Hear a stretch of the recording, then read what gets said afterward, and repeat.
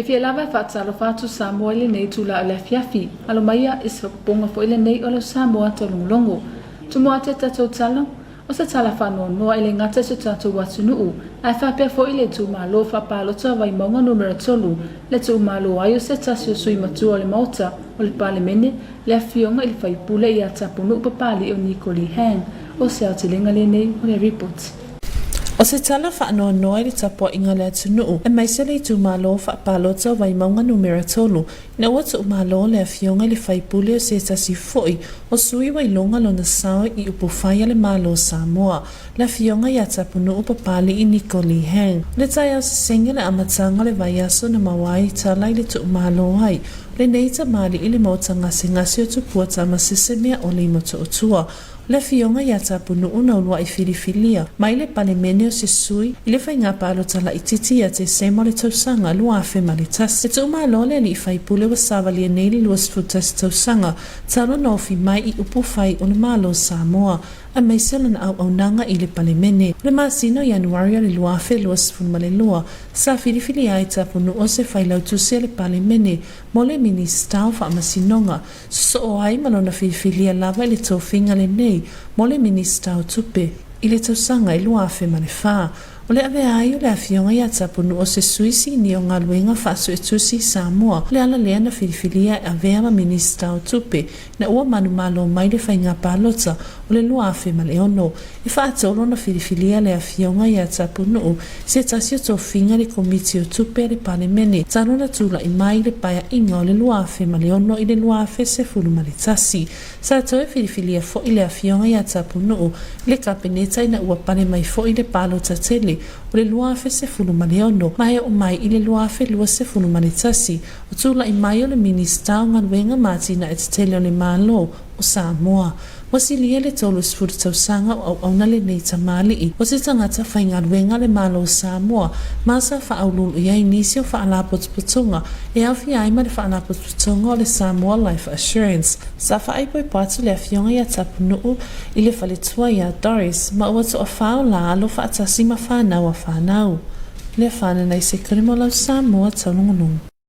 O se vainga foi le nei inisio por kalame whaawau, ale so manga mo e popo ngā tia i te tono se tatou watu nuu, le whana nai se kone o se tatou report. O le amatanga le vaya so nei lea sa whaatautai e se sauninga whaapitoa. Stala ina no ia ile se funu o no aso o se tasio taimita aua.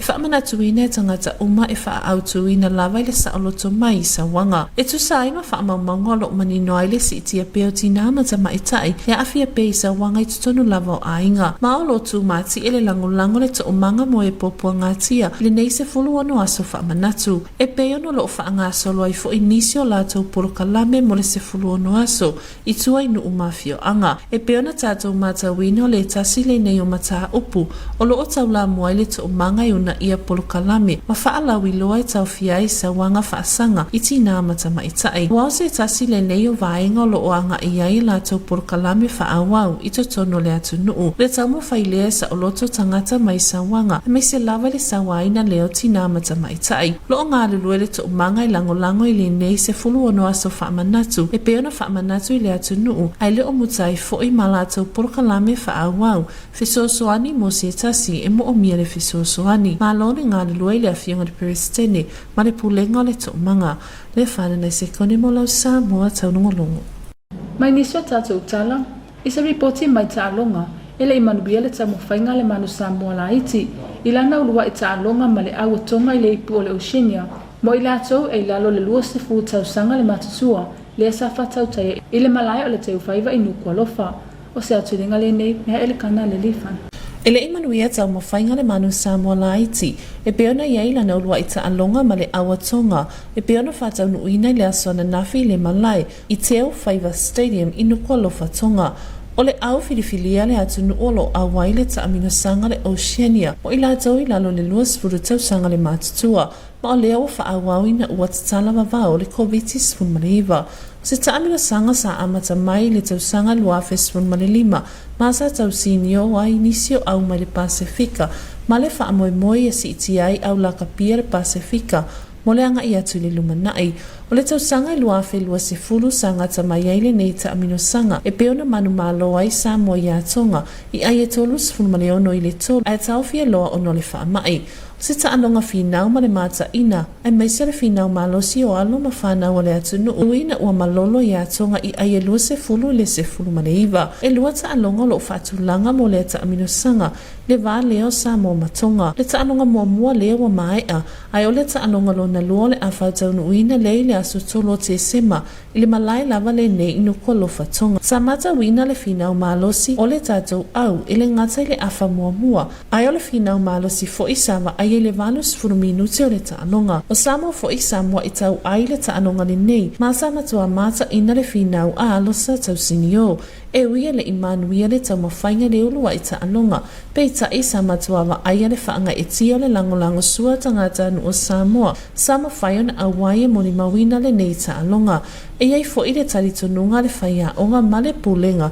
Le amatua siri atu se isi la asango le a ausi e alo mawhanau I le isi taanonga o lo o tape na ina iai.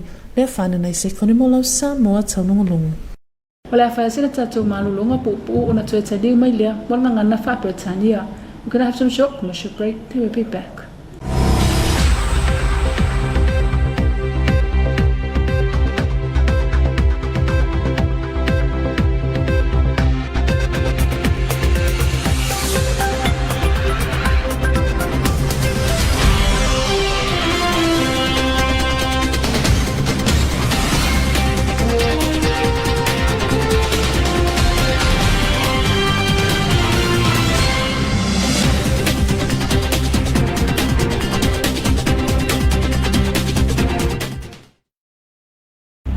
I vai tau o wha, e hawhi ai Samoa I lolonga.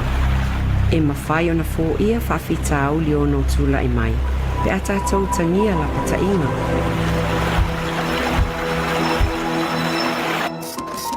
Whatau am whatino la pata inga. This is a special weather bulletin number 2. Wha o ngā tanga o neone, e poloka ai le vai mai le tafe atu I te tono lau whale. A fia lo maota po o lau pisinisi I lolonga. Ta pē vave le mika e le tise, ma se I ese waia mai palaka. Ta pē mika o le vai ma whaungkesi. Ta pēna me tō tino tā aua I ni whata maua le lunga.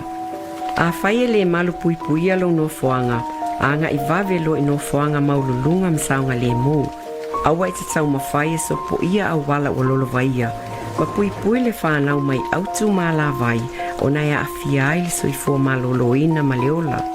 Ave le mōlo sa I au wala sa lolo vaia, o na ia awhia ai whale ma mauta o isi tangata. A pēlau ta avale se au wala o lolo vaia, alu e se vave loa maanga I atu I se no fuanga mawalunga, ma saunga le mō. O lolonga e maua umai o taota mai whale le tā ua, po o vaila au ona, wha o ngā vaila au tāla whea ngai, e wha mama ai lo maota ma vaenga uma sa lolo vaia. Ia mauti noa o mango msaunga le mō le whaungkesi a o le itoe wha o ngā ina. Ia mauti noa o mango msaunga le mō palaka ma wai el tise a o le itoe wha o ngā ina. La floa I umatau mafa ma mea sa wha alea ngā ina le lolo, o nei ono a fielo soifua ma lolo ina. O lolonga e matua palapala ma wha alea ngā ina I vai tau mafa, wha puna vai ino. Mo le saunga le mōlo ainga, ta pena, sauni, manofo sila fia, pui pui ma wha atino la pata inga.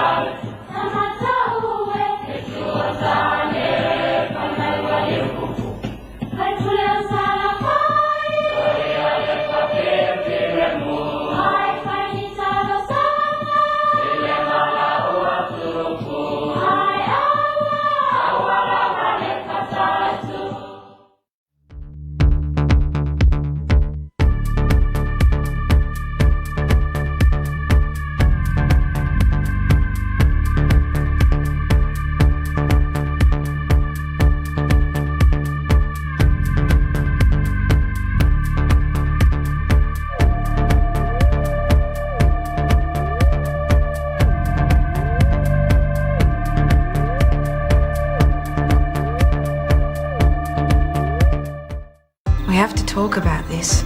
We both own a half share of the property. What are we going to do, Claire? Getting dressed might be a start. You have no idea what it feels like trying to keep the place alive on your own. In case you haven't noticed, we're all women here. Pack up your things and get off the property. I'm the boss now. Let's go. Wait till she has to gallop. Come on.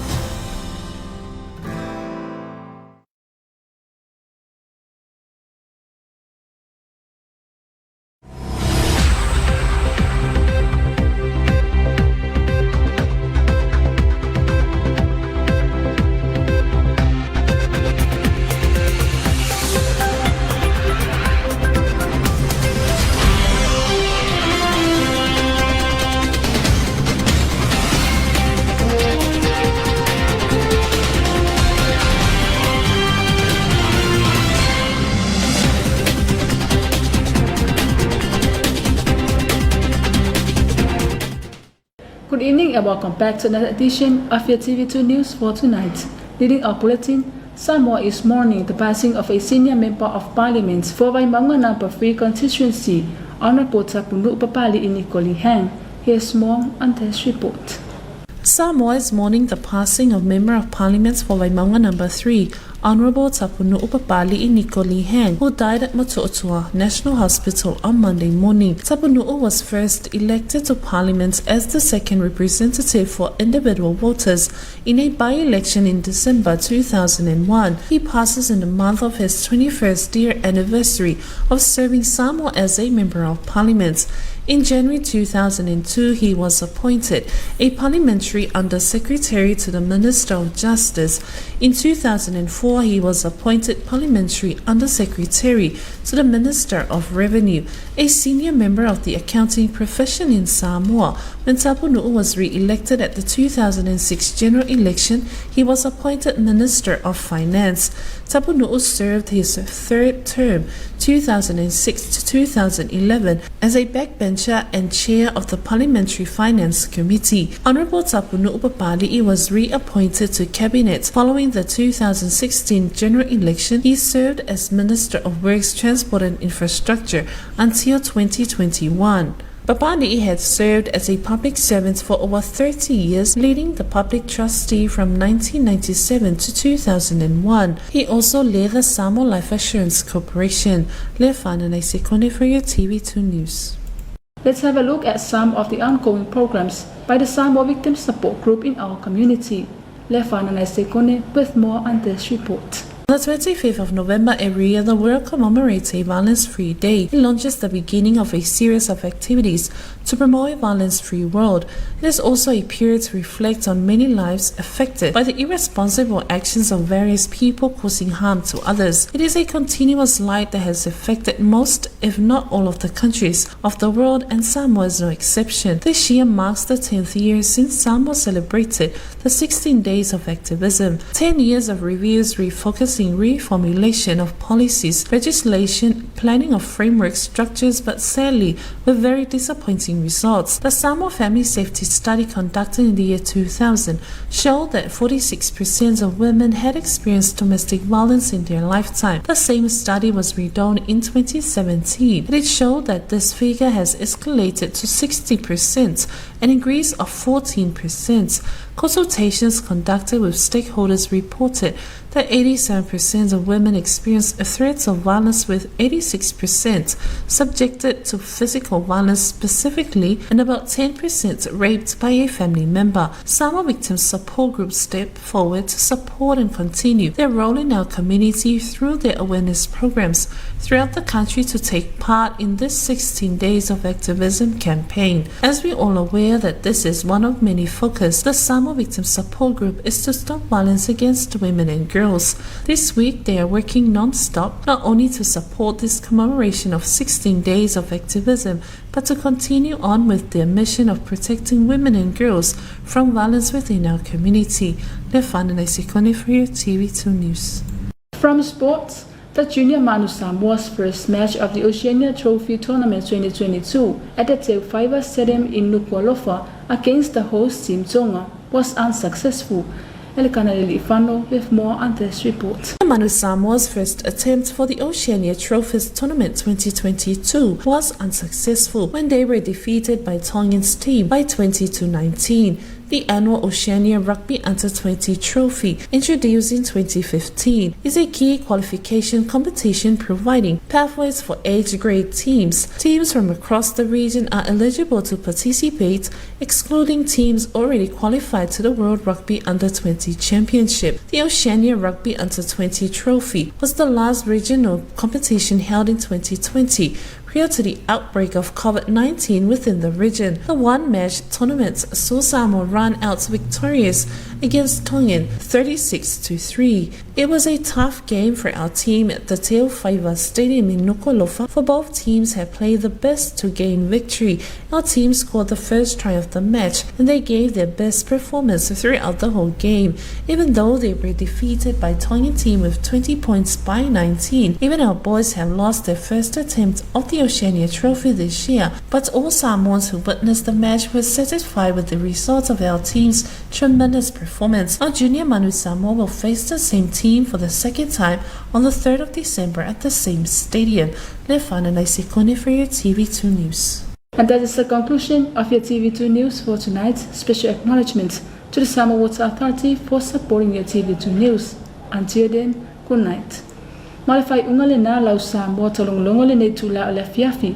Umoli le whawhetai I le pūlenga o le suawai, walangolango ina o lau Samoa Taulogologo. Ai manuia whasausango le nei fiafi, tō whasoifua.